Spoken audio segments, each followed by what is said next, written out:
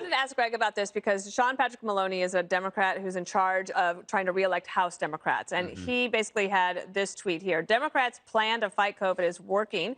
Cases are down and vaccines are widely available. Now it's time to give people their lives back. With science as our guide, we're ready to start getting back to normal.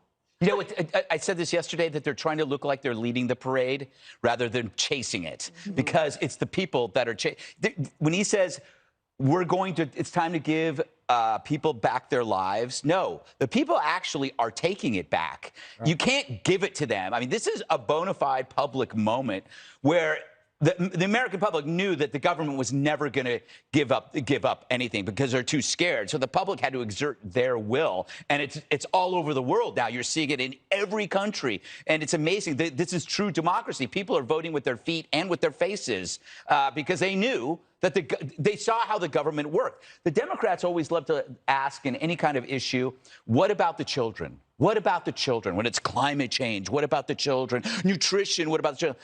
But not here. And the reason is it's guilt by association.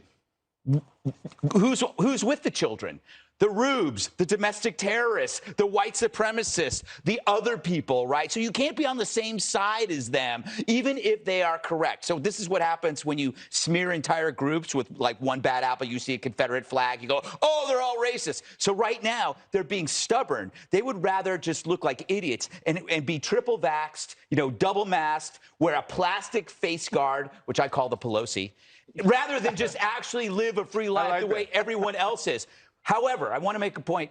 It's absolutely necessary and helpful to change your mind based on data, right? There's nothing wrong with that. That's nothing wrong with being late. But you should think of the possibility for that before you mock the dude who got there before you. Yeah, when you call them Neanderthals. Yeah, when you call them Neanderthals or just idiots or whatever, and then you change your mind. If you think that there's a possibility you're going to change your mind, maybe hold off on mocking the guy who was brave enough to go first, because he was brave enough to go first, and you're all now following him.